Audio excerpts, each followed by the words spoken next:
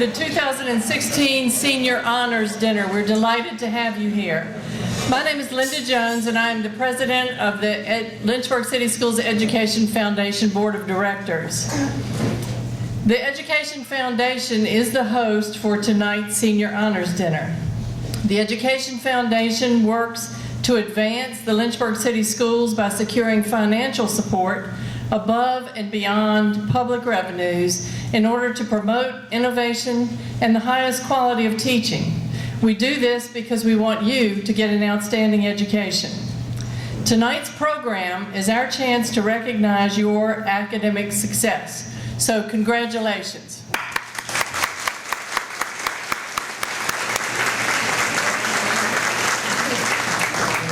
We would also like to recognize the very proud parents who are here supporting those students, because without them, you would not have been quite as successful as you have been, and I know you understand that.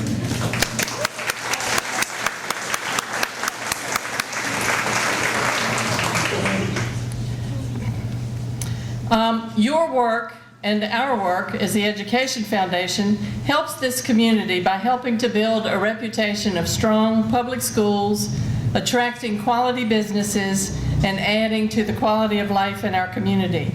I want to personally wish you the best of luck, continue to take your education seriously, and continue to have an impact. I'd like to take a few moments for some acknowledgments. Tonight's event is hosted by the Lynchburg City Schools Education Foundation, and I'd like to ask those trustees who are here this evening to please stand. Come on, don't be shy, guys. George.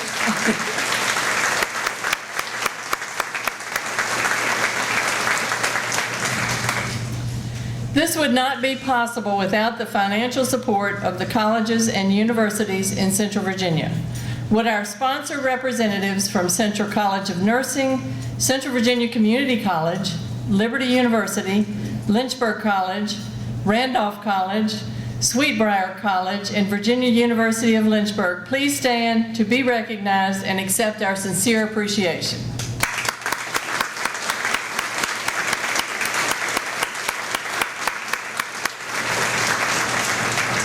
It is now my pleasure to introduce to you the chairperson of our school board, Ms. Mary Ann Haas.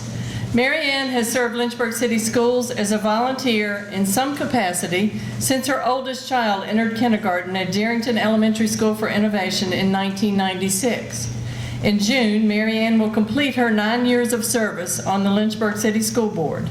During this time, Mary Ann has served as the board's chairman and vice chairman, chairman of the Finance Committee, chairman of the Accelerate STEM Academy Regional Board, and as a member of the Health Advisory Committee and the Laurel Regional Board. Wow, Mary Ann, you've been busy. She was involved in the search for a new superintendent and the decision to construct a new Heritage High School. Mary Ann is a founding member and current board member of the Lynchburg Beacon of Hope. Mary Ann holds a BS degree in financial management from Clemson University and works in the insurance industry. She is the proud mother of 2, soon to be 3, Lynchburg City School graduates. Please join me in welcoming Ms. Mary Ann Haas and enjoy tonight's dinner.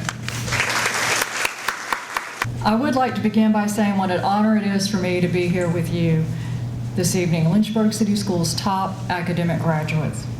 No doubt you have worked hard and stayed focused on your academics to get here. On behalf of the Lynchburg City School Board, I would like to congratulate each of you.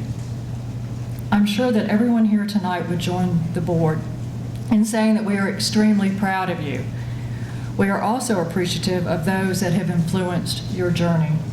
Your parents, perhaps your grandparents, aunts, uncles, teachers, and coaches.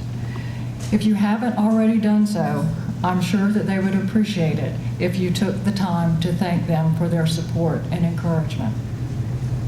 Perhaps somewhere along the way, one of them taught you to ask the question, how instead of should.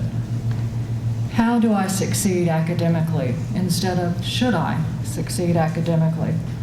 How do I set myself apart on the pathway to success instead of should I set myself on the pathway to success? You were determined to succeed, and that you did. In the United States, if you were born in the late 1990s, as I believe all of you were, researchers are placing you in a birth cohort called Generation Z. Determined is just one of the characteristics that you, a Generation Zer, would use to describe yourself, according to Dr. Corey Seemiller and Megan Grace. They conducted a study in 2014 for their book entitled Generation Z Goes to College.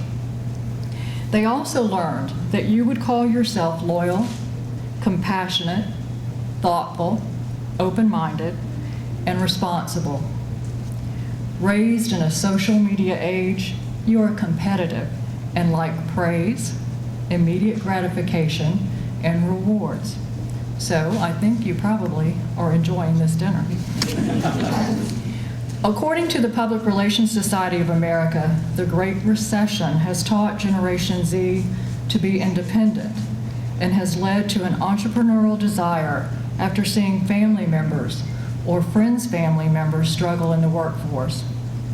It has been suggested that being born in this crisis period of terrorism, global recession, and climate change, that you will spend your young adult years in a time of economic and social renewal.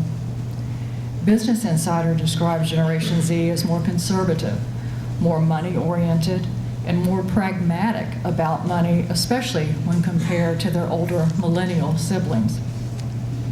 Technology has strongly influenced you in terms of communication and education. Generation Zers are unaware of a world without the internet. Smartphones, Facebook, Twitter, Instagram, Snapchat, that's the norm for you. The use of social media is integrated into your daily lives. Online relationship development has become a new generational norm. What I have found with my own children when I have a question is that they do not want me to call or email, and most of all, do not leave a voicemail. Those are all, they take too much time to communicate. Text messaging or simply the use of an emoji is the only way for you to communicate. But my children do know that if they want something really important, like money, they will use my preferable means of communication and actually talk to me. They will call me.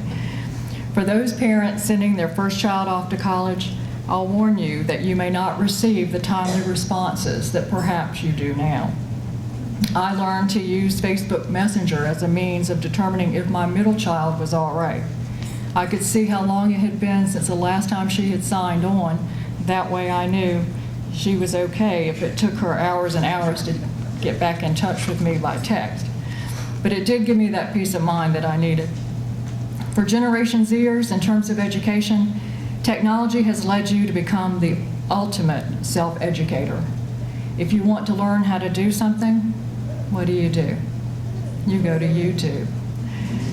You want your learning to be practical and hands-on. You want your teachers to apply the content rather than simply giving you the information, because you can look up the information online.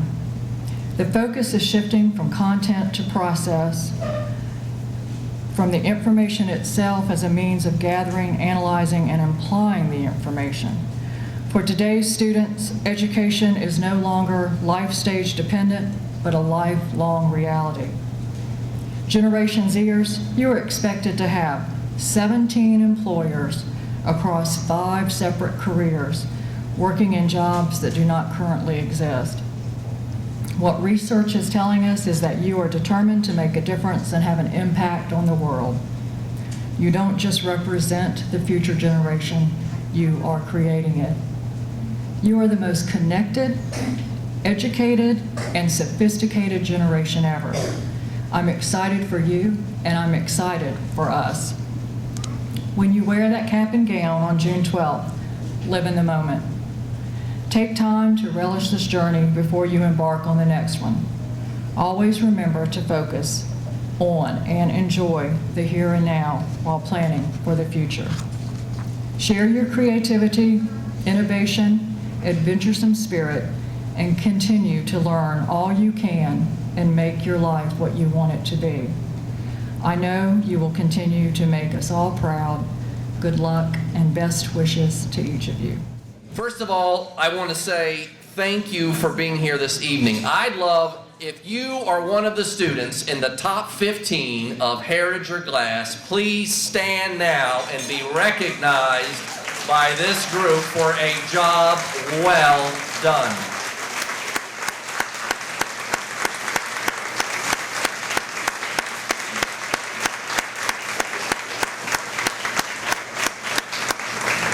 "13 years of homework and classwork and papers and exams, and you have finished at the top of your class. Congratulations." I know Ms. Haas did this as well, but mom and dad or aunt or uncle, any family members, if you are a family member connected with one of these students, I want you to stand now and be recognized for your support in their success. Stand up, please.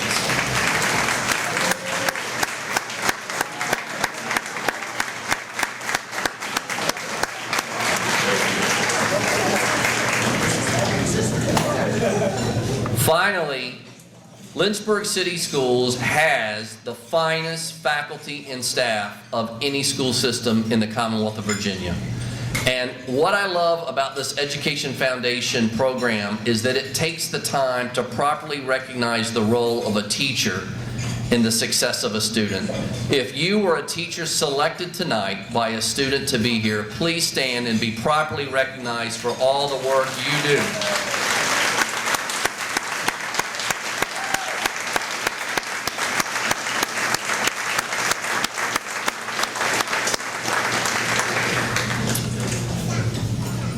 Well, now that we've talked about success, and those of you who've seen me share perspectives at this dinner, I'm going to talk a little bit about failure for just a few moments.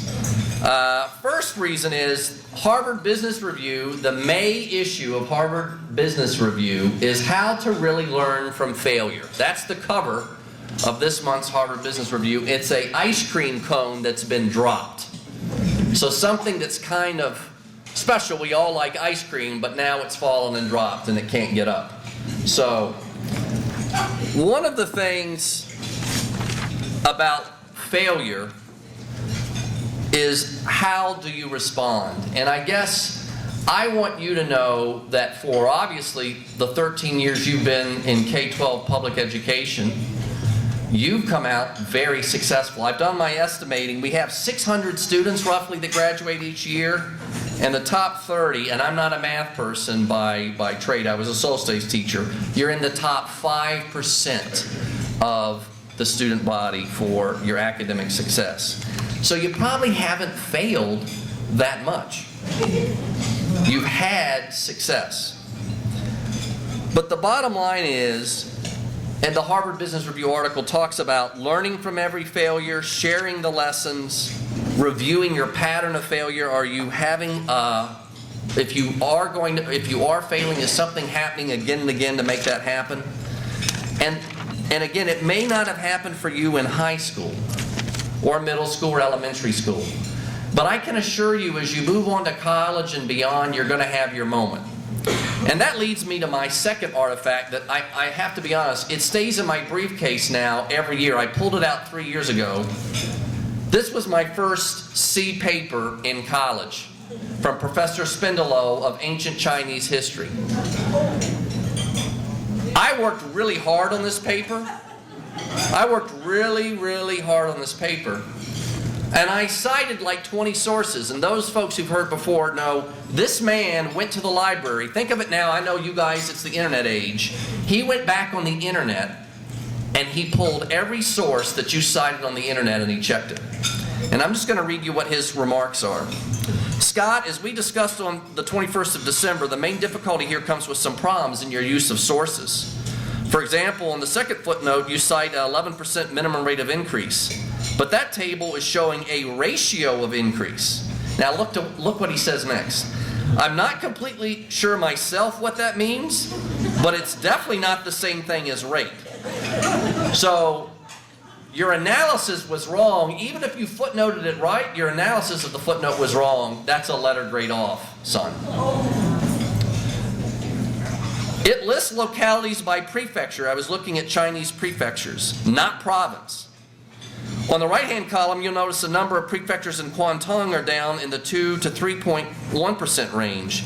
This was me doing a paper about Chinese population on the eastern part of China relieving and going to sea, and that the Chinese were some of the first explorers to explore Africa.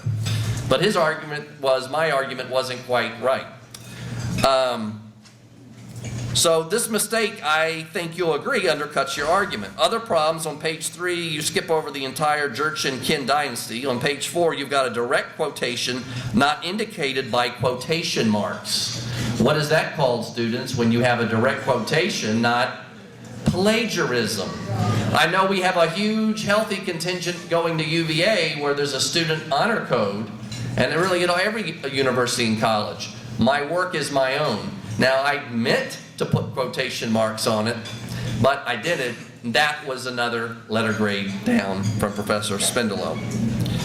In terms of overall content, Scott, you've done a good job of dealing with the preconditions for Chinese seafaring capability, but you never get to discussing the capability itself. That leaves your final conclusion unsupported.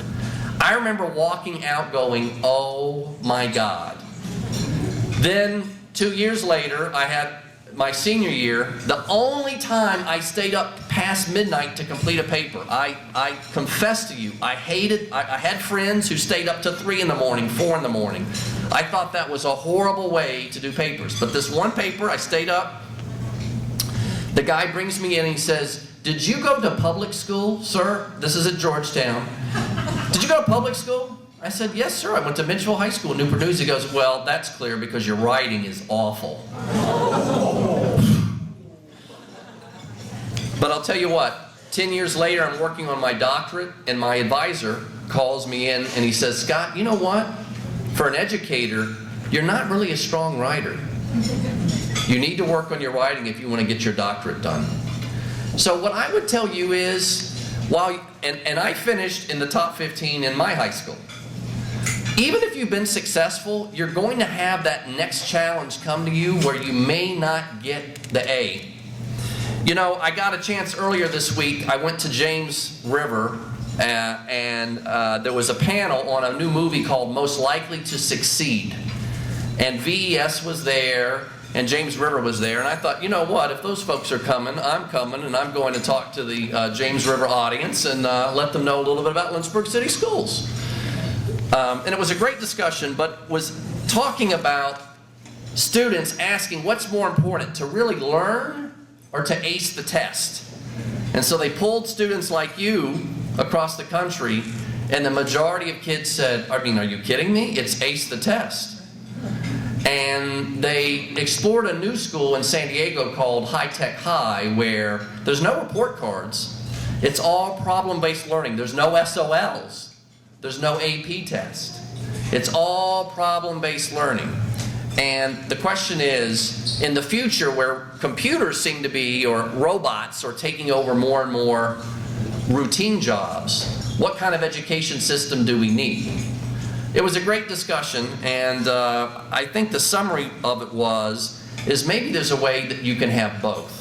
You still need to have basic competencies in reading and writing and numeracy, but you also need to have an ability to solve problems. And I have to tell you, the future, as Ms. Haas said, we have lots of problems on this. We have lots of problems in this community, in this Commonwealth, in this country, and around the world to solve. But you know what? I remain hopeful. One of the reasons I remain hopeful is getting to talk to you all tonight. When I get to talk to you and hear about your dreams and your vision for the future, I believe the world is in great hands. And you know what? I am ready for you all. Some of you, 1 or 2 of you all said you're interested in science and you might be willing to come back and teach at Glass or Heritage. We have openings right now, so we will hire you now if you want to make that decision. You can skip the whole college part and start in August, okay? But all I will tell you is stay optimistic tonight. Be sure you celebrate. Say thank you to the people that matter. Celebrate this success. But while you've had so much success, know that there's going to be a time that you will have your moment of failure. I had it in college, I had it after college, and I've had sometimes here even as superintendent. And it's hard to fail. And the higher and more successful you get, the more people who get to watch you fail. But one of the things I thought that was in here that one of you said,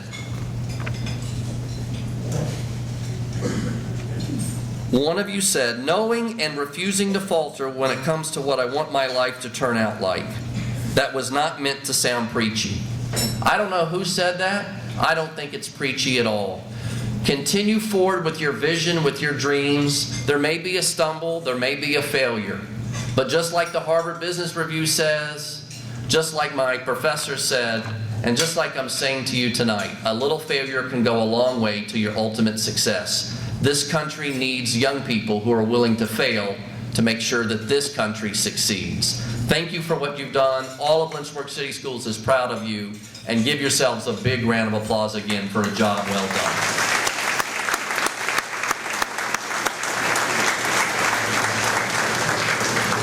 Now I get to introduce somebody, and I don't know if he's ever failed or not. He seems to me to be quite a successful young man, and I'm delighted that someone of his skill set is here in the Lynchburg area. Jeffrey Kirshner is the Executive Director of the Academy Center for the Arts, here in Lynchburg, and he is the founder of the In-Station Theater Company in his childhood home of Central Virginia. He is the winner of the 2015 Vice Mayor's Youth Adult Award of Excellence. Under his leadership, In-Station was a winner of the 2012 Rising Star Award. Virginians for the Arts gave that award out. The 2014 Cultural Organization Award, the James River Council for the Arts and Humanity gave that award out. And a 2014 Innovate Award from the City of Lynchburg's Office of Economic Development, along with the 2014 Good Works Award from Lynch's Landing. He's had more awards in the last 4 or 5 years than I've had in my entire career. That is an amazing, amazing accomplishment of awards in such a short time. He served on grant review panels for both the Virginia Commission of the Arts and for the City of Lynchburg. And he holds a BFA from the University of the Arts in Philadelphia and an MFA from Florida State University. Most recently, Jeffrey was a member of the 2014-2015 National Arts Strategies Chief Executive Cohort. He is the Chief Executive that we need for the arts here in the Lynchburg area, and it is my pleasure and honor to introduce to you Mr. Jeffrey Kirshner. So this is a really fantastic honor for me. This is a room full of success, and I can't express to you how proud we are as a community of you all and being here tonight. And in many ways, Scott just totally teed up my entire speech, and that'll make sense in just a moment, because what I actually want to talk to you all about tonight is failure. So this runs right along with the same theme. I know, right? So there's something in the air here. And I also, along with failure, I also want to talk to you a little bit about discomfort as well, and why discomfort is something that is also really important along with failure. I grew up on Streetbar College's campus. So I grew up in a very protected, beautiful, secluded place in rural Amherst County. There I was exposed to a lot of great things. From being a part of that community, I was exposed to great literature, to great art. I was part of a really fantastic community. But with that said, it was a very safe environment for me. And I wanted to experience something more. So when I decided to go to college, I looked to an urban environment. And I looked to University of the Arts, because University of the Arts is in Center City, Philadelphia. And this was going to be a very different environment for me than the one that I grew up in. It looked different, it felt different, and quite frankly, it smelled different as well. If anybody's been to Philadelphia, the Philadelphia clouds of funk are a real thing. My first week there, I kind of debated telling this story, and I put this past my wife to sort of see if this would be okay. And I'll share this because this both involves my mother and myself in my first week at college. So for parents, I thought there might be a little bit of something here. So in my time there, this is before everybody had cell phones. The cell phones existed, but we didn't all have them yet. And I didn't have my phone hooked up yet in my dorm room. And so I had to make phone calls at a phone booth that was across the street from my dorm, which was in the middle of the city. Philadelphia at that time was very much in transition. If you go to downtown Philadelphia now, it's actually developed quite a bit. But it was a little seedy, and it was a little scary. And for me, as a young boy from Central Virginia, I tried to pretend like I was really tough and was going to be able to handle this, but I don't know if I was really quite prepared. So I would go down there, and I would call my mom occasionally to check in with her, as parents like their children to do, particularly as they leave home. There were two gentlemen, while I was on the phone with my mother, standing outside the phone booth. One looked a little bit like Santa Claus, and the other maybe looked like Phil Jackson if he'd maybe kind of fallen out a little bit, right, having a rough time. These two gentlemen were clearly probably mentally ill, and they were next to the phone booth. And as I'm talking to my mother about navigating Philadelphia and going through orientation week, these men were in some sort of physical challenge of some sort, in which one man was grabbing the other man by the crotch and squeezing as hard as he possibly could. So I'm on the phone with my mother, and I'm trying to tell her that something's going on. It's disturbing me. I'm afraid, but I don't want her to be afraid, and it's going to be okay. And eventually I was able to explain to her this story. But I tell this because in that first week, I'd never sort of had anything like this happen to me before. It was very rattling. I saw that some folks, there's somebody going to NYU. I see there's somebody going to Boston University. Some of you are going to VCU as well. So some of you will be in schools in urban environments. And I think this is really great. And those who are not too, you're also going to a new environment that's going to be very, very different. I found myself also during that time that I was surrounded by students. So when I was in Amherst County High School, I started in all of the shows, and things kind of came easy for me, and I thought I was just the best, right? And I went there, and I quickly found that there were a lot of students there at the school that were a lot better than I was. And I had to come to terms with that as well. Initially, I wanted to leave. I wanted to go back home. I wanted to be safe. I wanted my parents. I wanted the seclusion of Sweetbriar College and all that it had to offer. But I'm really glad that my parents made me stay. Because by making me stay, I had to kind of push through this, and I had to get through the discomfort, and I had to find my way out on the other side. I learned to conquer that urban environment. It became really familiar to me, and I learned to navigate it every day. Those homeless men became individuals that I was actually concerned for and wasn't afraid of any longer.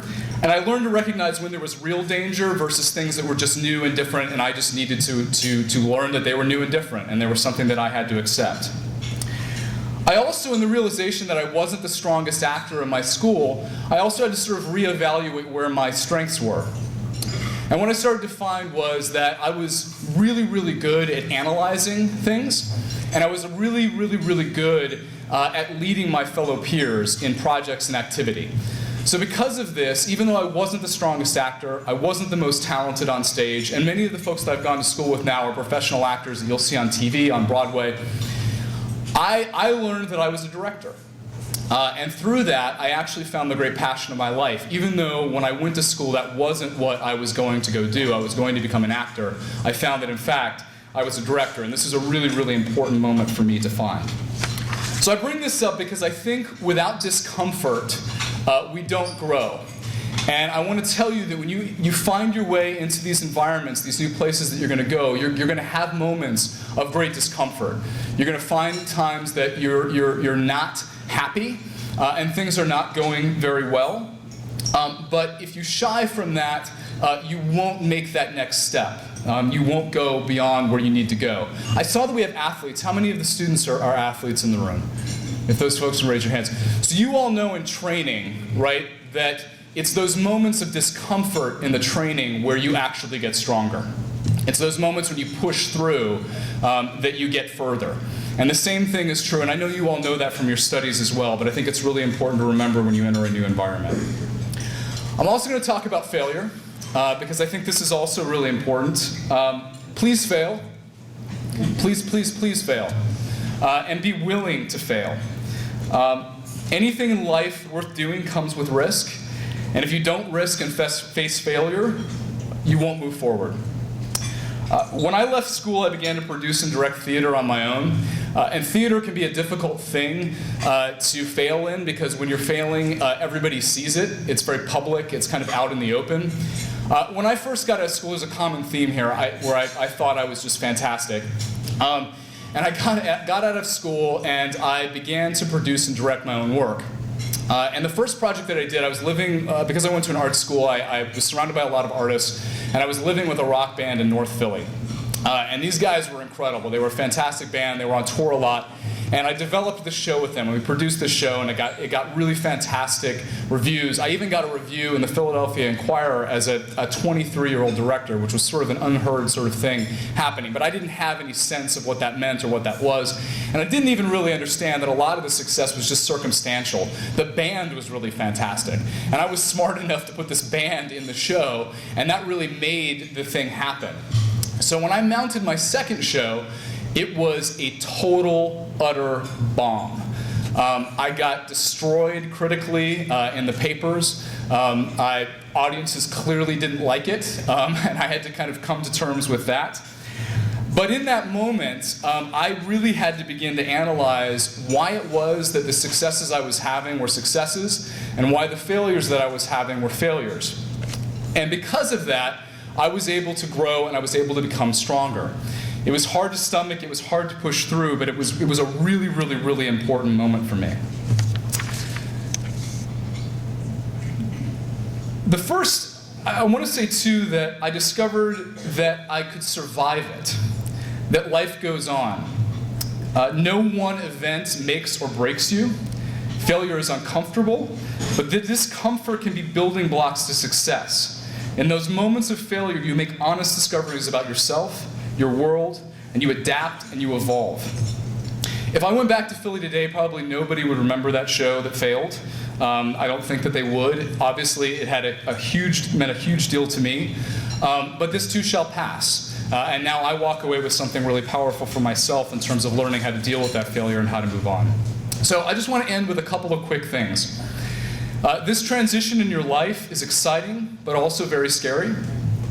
You may be leaving an environment you know, which is good and bad, right? I mean, probably many of you are very excited to move on. I think this is something you should be excited about, but it can also be very frightening. With that said, you will conquer this. You will adjust. You will become. This will become your new world, and you will be stronger for it.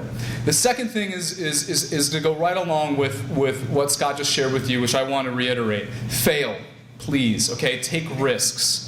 Don't sit on the sideline talking about what other people should be doing, but do things yourself. Fall down, but then get back up. It is getting back up where the success happens. So I want to thank you all so much for having me tonight. Really, for me, this is an honor to be in the room with you all. You all have worked so tremendously hard to get to this point. I love looking at these pictures. There's somebody here, too, who worked on the Academy, the Mouse in the Academy. Who worked on that here? That was one of their proudest moments. Thank you. That is a fantastic book, and so it was just really a pleasure and an honor, too, to see that as well. So thank you. Thank you. Thank you, everyone, so much. I think it is important to share with you, and hopefully you students will remember that everybody's going to get to college and have that moment. It's like, what am I doing here? Why am I here? I want to go back home. It's secure there. And remember, everybody is going through the same thing, so don't give up. Keep pursuing what you want to do. Before we hand out the certificates, we've got some highlights from the class of 2016 that I'd like to share with you. Our honorees have enjoyed many special programs and accomplished a lot during their time in the Lynchburg City Schools, and these are just a few. We have a forensics state champion in the room this evening.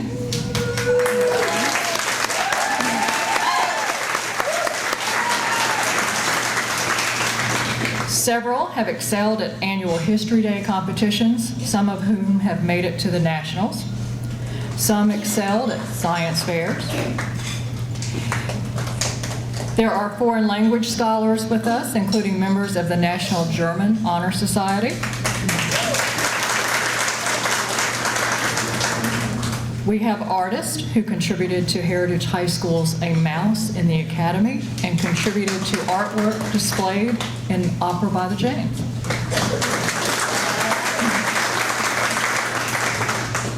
We have students who have been elected to perform in prestigious district and regional orchestras, bands, and choruses.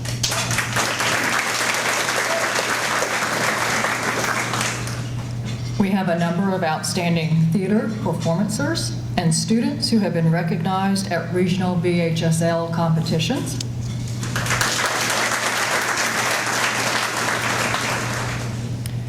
Amongst the 17 Lynchburg City School High School seniors that were honored this year as students of integrity, we have some of those honorees in the room tonight.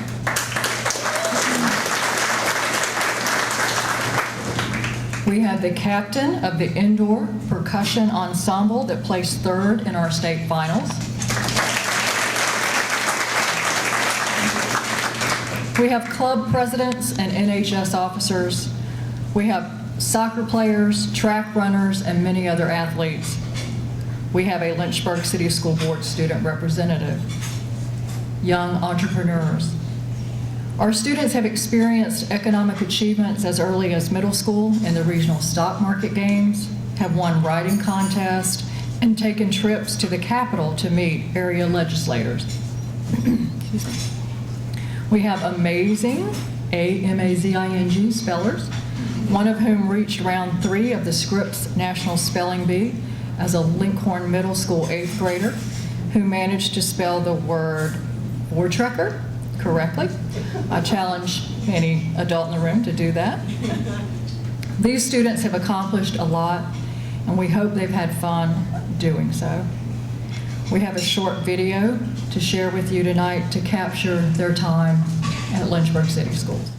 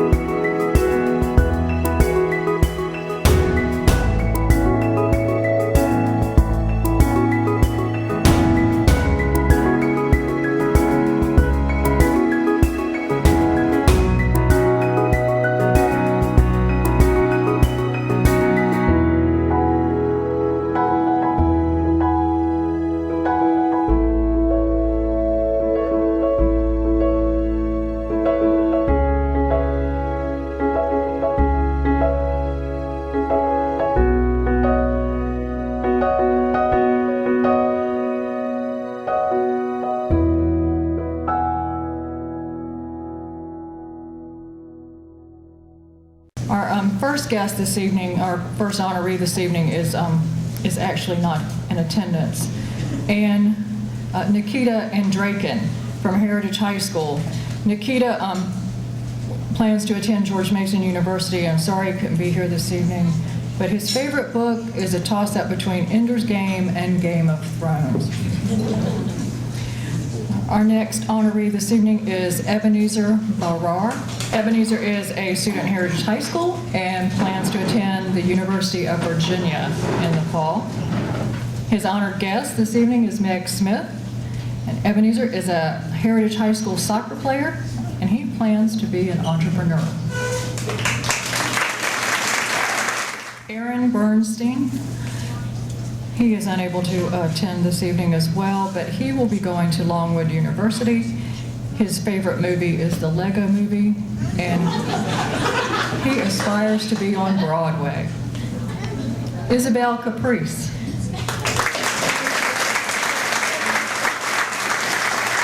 Isabel is a student at EC Glass and plans to attend the University of North Carolina at Chapel Hill. Her honored guest is Patty Worsham. Isabel is a swing dancer and hopes to be an orthopedic surgeon.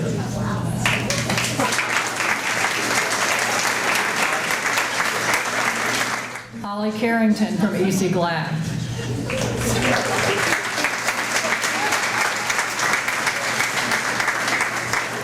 We will find Holly on the grounds at UVA in the fall. Her honored guest is Jerry Salmon. Holly's favorite TV show is Modern Family, and she enjoys going on runs and bike rides. Rebecca Cate from EC Glass.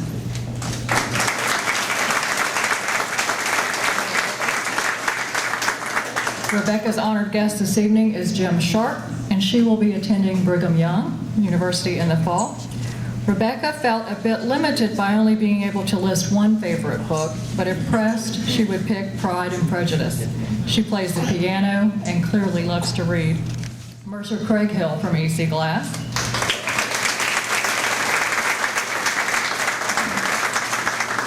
We will also find Mercer on the grounds of the University of Virginia in the fall. Her honored guest is Aaron Reed. Mercer has been involved in theater and plans to be a journalist and travel the world. Aliyah Decker from Heritage High School.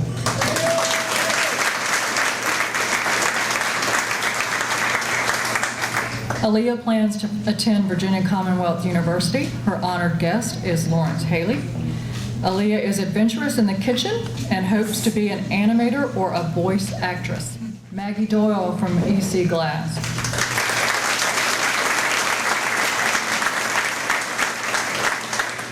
Maggie will be attending the University of Notre Dame. Her honored guest is Elizabeth Masoncup.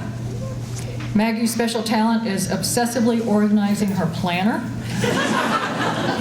And she has been a competitive rock climber for the past 7 years. Elizabeth Driskill, EC Glass.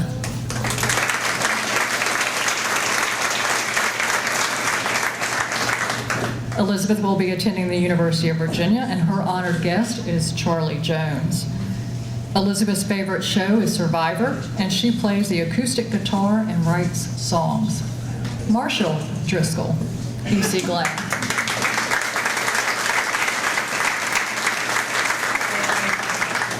Marshall's honored guest is Kimberly Gibson McDonald, and she will be attending the New York University.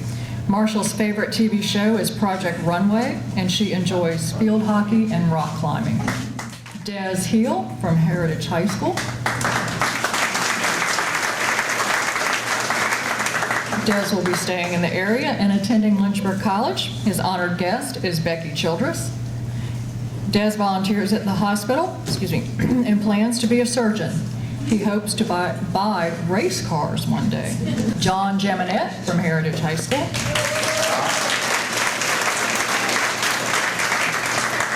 His honored guest is Michael Bremer. John will be attending North Carolina State University. John's favorite movie is Ferris Bueller's Day Off. And he hopes to be an astronaut one day. Spencer Kays, EC Glass.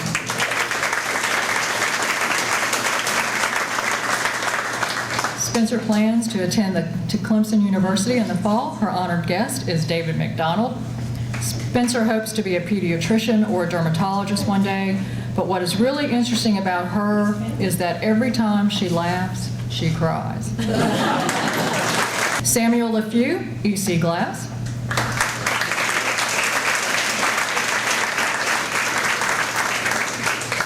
Sam will be attending the University of Virginia as a Jefferson Scholar in the fall.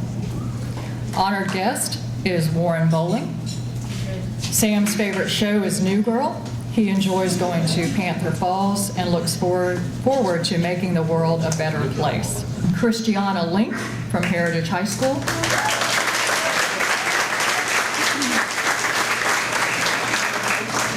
Christiana will be staying in the area and attending Liberty University. Her honored guest is Tamara Perkins. Christiana has been involved in theater. She sings and plays the guitar and the ukulele. Zachry Martin, EC Glass.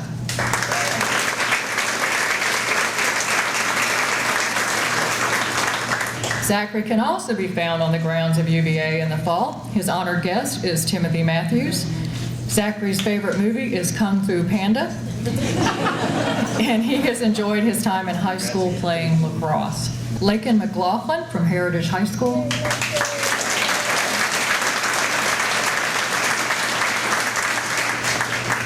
Lakin will be attending Longwood University. Lakin's favorite book is Harry Potter, and her favorite movie is Steel Magnolias. Luke Mortemousque, BC Glass.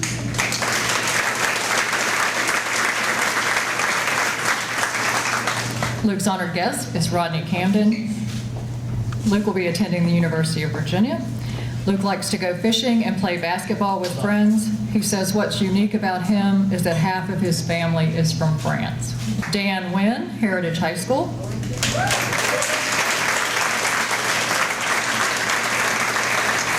His honored guest is Dr. Stephen Smith. Dan will be attending Virginia Tech in the fall. His favorite movie is The Blind Side, and he's played soccer during his years at Heritage.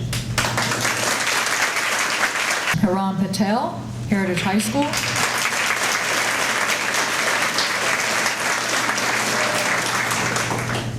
He will be attending Virginia Commonwealth University. His honored guest is Michelle Wiskirchen.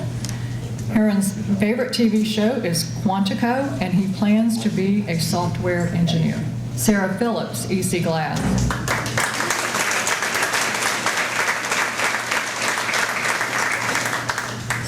Sarah will also be attending UVA in the fall. Her honored guest is Julie Mayhew.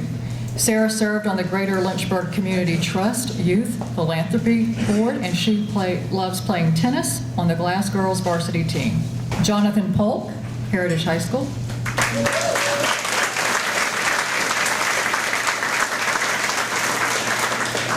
Jonathan will be attending Liberty University. His honored guest is Scott Stalcup. Jonathan enjoys Hogan's Heroes and plays violin, tennis, and he enjoys filmmaking. Michael Rees, Heritage High School.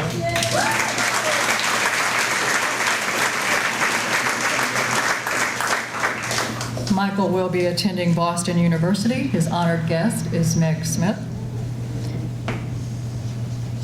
Michael was on the forensic speech team and looks forward to being a classical archaeologist. Our next honoree is Diamond Rosser from Heritage High School.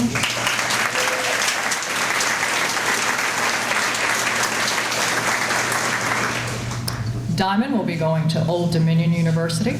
Her honored guest is Meg Smith. Diamond's favorite movie is The Pursuit of Happiness, and she hopes to be a psychiatrist one day. Mansi Shaw from Heritage High School.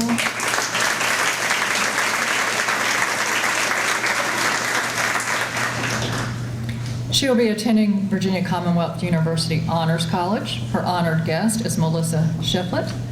Monzi has been on the swim team and plans to be an oral maxillofacial surgeon. Jake Smith, EC Glass.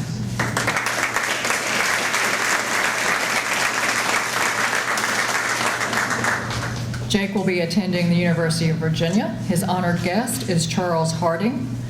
Jake enjoyed playing in Rent and plans to get a PhD in a science and become a college professor and a research scientist. Eric Taylor, Heritage High School.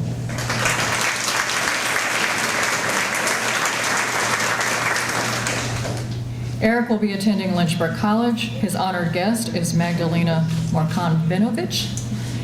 Eric's favorite movie is The Martian, and he plans to be an environmentalist. Taylor Tsoleas, EC Glass High School.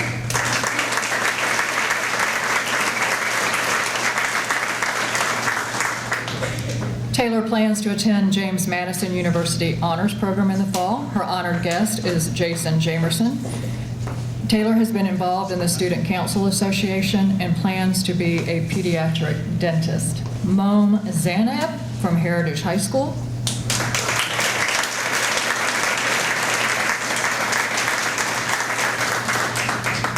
Mom plans to attend Central Virginia Community College. Her honored guest is Donna Sloman.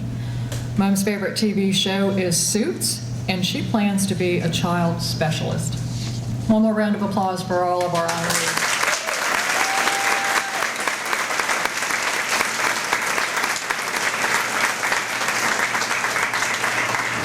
At this time, Mrs. Gillette's going to come up and make a few comments.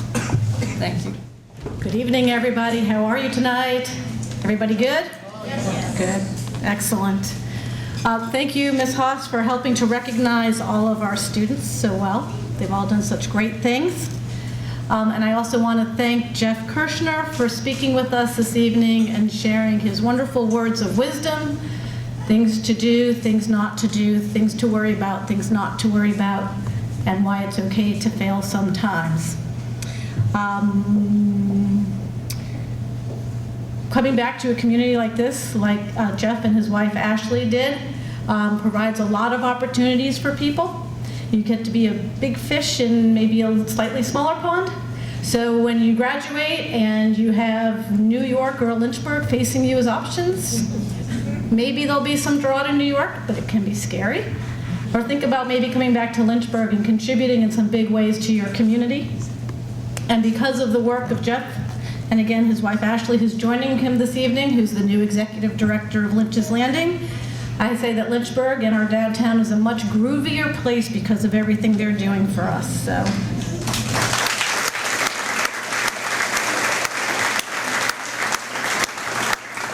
And Jeff, please don't leave this evening till I hand you a little appreciation gift. I do want to also thank our sponsors this evening, Central College of Nursing, Central Virginia Community College, Liberty University, Lynchburg College, Randolph College, Sweetbriar College, and Virginia University of Lynchburg.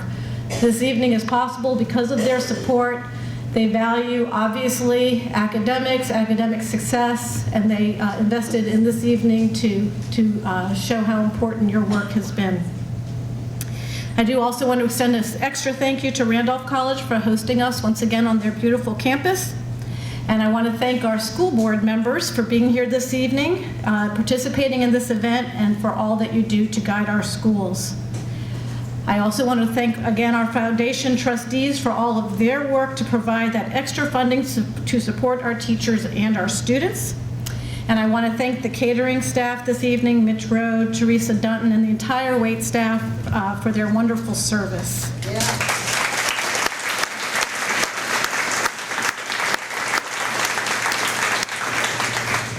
I also want to thank Ms. Babb for putting together actually all the pictures on the cover of your program and the student video.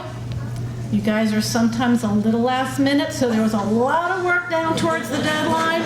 So I want to thank Ms. Babb for bearing with all of us as we got everything together. But I think it all came together really well, and I hope you enjoyed that. And I want to thank our video guys and Andrew Wilds for documenting this special evening. When you have nothing to do on a hot summer evening this summer, you'll just turn to channel 17, and odds are really high that you'll be able to watch this program as often as you'd like. We also, obviously, we've been taking a lot of photos, and you'll notice in your program that there is a QR code, and I didn't really know which page it's on, but maybe like towards the front. Yeah, so I don't know, maybe QR codes are like so last year, but they still work. It's actually on the back, inside back cover. So if not tonight, the photos will not be posted tonight, so just bear with us, maybe in a week or so, maybe two, I don't know, but Those pictures will be posted. You can click on that, and you'll be able to have that link to the photos without having to type anything in. Or if you're not a QR code person, you have the address, you'll be able to access the photos in a reasonable amount of time. This recognition dinner is another program which advances the Lynchburg City Schools Education Foundation's mission of support for our students, teachers, and schools, and we are honored to provide this annual event. Congratulations to parents. We know how proud you are of your child's accomplishments, and in one particular case, children's accomplishments. Congratulations to teachers for being special in your students' lives. We are fortunate to have so many dedicated teachers who work to ensure that every child, by name and by need, will graduate from our schools and be met with success. Congratulations to our students. You are part of an impressive list of colleges, universities, and scholarships that reflect your hard work. So, as your high school years come to an end, over the next few weeks there will be ceremonies and celebrations marking your accomplishments. This time is about you, and you should enjoy it. However, when things settle down and you shift from closing this chapter to opening the next, remember that sometimes you may have to work to see things from the perspective of others. This is so important, in fact, that since 1998, Beloit College has released the Mindset List as a reminder for professors to give them a frame of reference for their students and how their students will understand things in the world in which they were raised. To give you a sense, here are a few select items from this year's list of 50 that will likely appear to our students as, of course, I don't even know what the point is, but will strike your parents quite differently. So during your life, hybrid automobiles have always been mass-produced. Google has always existed. You have never licked a postage stamp. Email has become the new formal communication, while texts and tweets remain enclaves for the casual. Cell phones, I don't know what the rules are at LCS, but cell phones have become so ubiquitous in class that teachers don't know which students are using them to take notes and which ones are planning a party. Don't get any ideas. You still have a few weeks left to perform well. The airport in Washington, D.C. has always been Reagan National Airport. Fish food has always been available from Ben & Jerry. Surgeons have always used super glue in the operating room. The Lion King has always been on Broadway. And first responders have always been heroes. Your frame of reference is developed based on your experiences.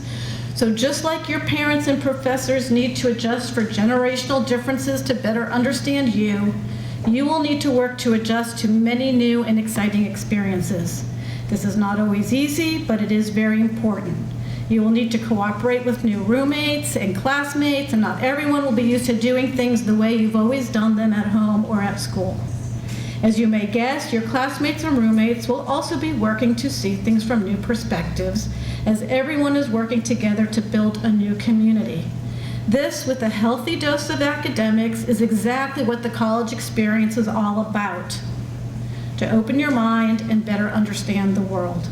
Congratulations on all that you have accomplished to get where you are today. All of us here this evening are excited for all that lies ahead for you and wish you the very best. Branch out and have a wonderful experience.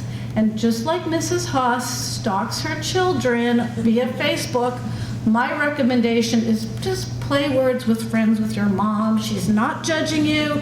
She's not judging your vocabulary. She just wants to know that you're okay without having to talk to you. So just play the word. We thank everyone for attending this evening and invite students to please remain for some group photos.